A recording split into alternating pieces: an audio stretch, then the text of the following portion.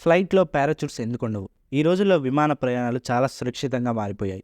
అయినప్పటికీ అందరికీ వచ్చే కామన్ డౌట్ విమానాల్లో పారాచూట్స్ ఎందుకుండవు? దీనికి ముఖ్యంగా 4 కారణాలున్నాయి. మొదటిగా ఫ్లైట్ ప్రయాణించే వేగం అలాగే ఎత్తు. విమానాలు సగటున గంటకి 500 కిలోమీటర్ల వేగంతో ప్రయాణిస్తాయి. అలాగే 30,000 అడుగుల కంటే ఎత్తులో ప్రయాణిస్తాయి. అంత వేగంగా ప్రయాణిస్తున్న విమానం నుండి అలాగే అంత ఎత్తు నుండి పారాచూట్స్‌తో కిందకి దూకడం చాలా ప్రమాదకరం. ఇక రెండవ కారణం ఆక్సిజన్. ఫ్లైట్ ప్రయాణించే ఎత్తులో ఆక్సిజన్ పర్సెంటేజ్ చాలా తక్కువగా ఉంటుంది. ఆక్సిజన్ 10,000 అడుగుల ఎత్తు లోపలే ఉంటుంది. దీంతో పారాచూట్ సాయంతో కిందకి దిగేలోపే ఆక్సిజన్ లేక చనిపోతారు. ఇక మూడవ కారణం విమానంలో సుమారు 200 మంది ప్రయాణికులు ఉంటారు.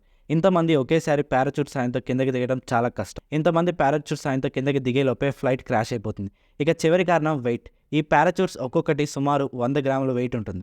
200 పారాచూట్స్ యొక్క బరువు సుమారు 2000 కేజీలు ఉంటుంది.